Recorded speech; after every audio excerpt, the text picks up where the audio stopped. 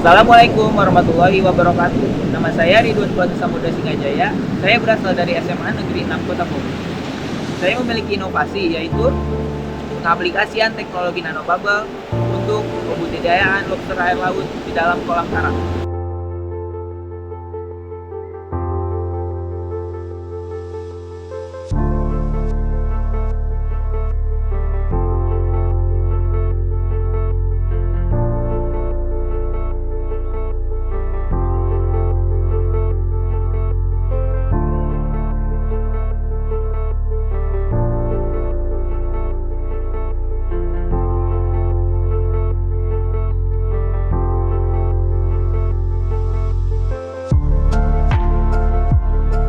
Masalahnya, untuk budidaya lobster dalam skala besar, mengandalkan pengambilan benih dari alam akan menjadi hambatan.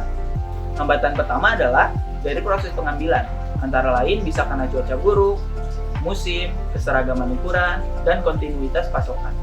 Hambatan kedua adalah lokasi budidaya harus berada di lokasi penangkapan benih. Bisa saja lokasi penangkapan benih berada di tempat terpencil dan sulit transportasi sehingga membuat kenaikan biaya operasional. Sementara budidaya pembenihan lobster dalam skala usaha belum dilakukan karena belum ditemukan cara memproduksi benih dengan sintasan yang layak usaha.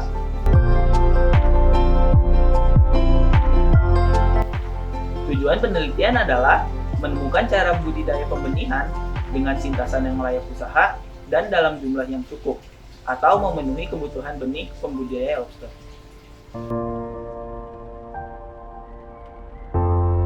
Apakah penggunaan diffuser nanobubble sebagai pengganti aerator dan penambahan karang pada kolam benih lobster dapat menekan tingkat kematian benih yang dari stadia awal hingga pos larva mencapai 99,9% sehingga budidaya pembenihan lobster menjadi layak usaha.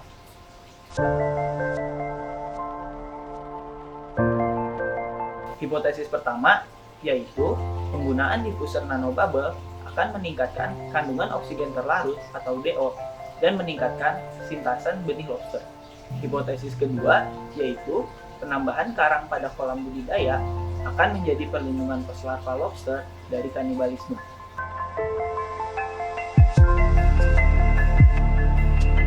Metode penelitian yang digunakan adalah metode eksperimen, pengamatan, dan statistik sederhana. Hal yang akan dihitung dalam penelitian ini adalah pos larva yang hidup dalam setiap akuarium. Penghitungan dilakukan setiap minggu, selama 4 minggu berturut-turut.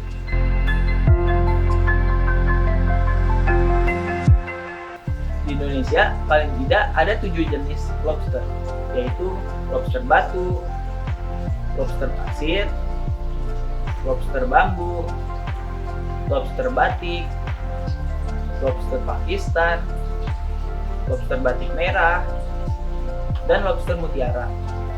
Jenis lobster mutiara adalah jenis termahal di dunia. Siklus hidup dari larva sampai pos larva atau puerulus sekitar 3-12 minggu dengan tingkatan kematian 99,9%. Kanibalisme juga terjadi pada fase puerulus.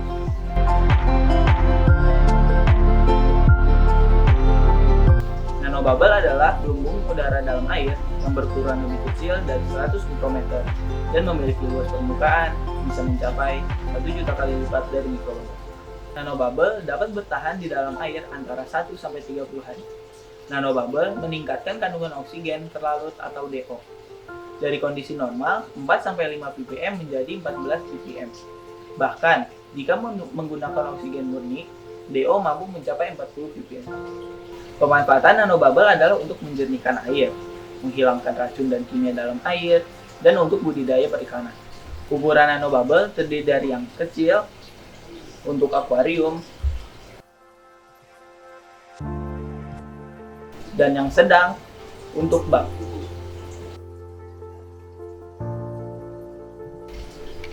Grafin.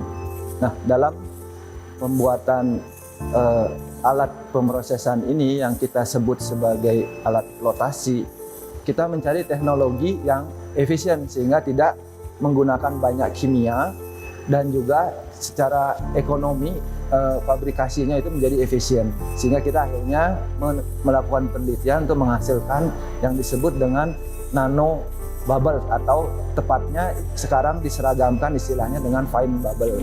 Teknologi fine bubble itu adalah untuk meningkatkan sistem aerasi yang terbarukan. Kenapa? Karena fine bubble itu bisa memperkaya oksigen yang sangat tinggi. Tuh. Kenapa oksigen yang sangat tinggi? Pertama akan mempengaruhi kepada metabolisme si ikan.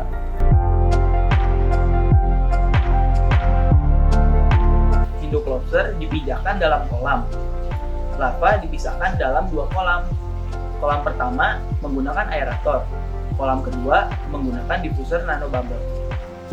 Setelah 8 minggu, diamati perkembangan larva sebagai pengamatan awal. Kemudian, larva dipindahkan ke dalam akuarium yang masing-masing berisi 100 ekor poslar. Akuarium pertama adalah akuarium yang menggunakan diffuser nanobubble dan karang laut. Akuarium kedua adalah akuarium yang menggunakan diffuser nanobubble tanpa karang laut. Akuarium ketiga adalah akuarium yang menggunakan aerator biasa dan karang laut.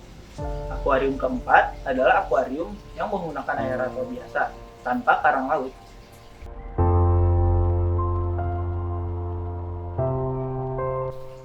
Pada budidaya pembenihan lobster air laut, penggunaan aerator biasa tidak efektif.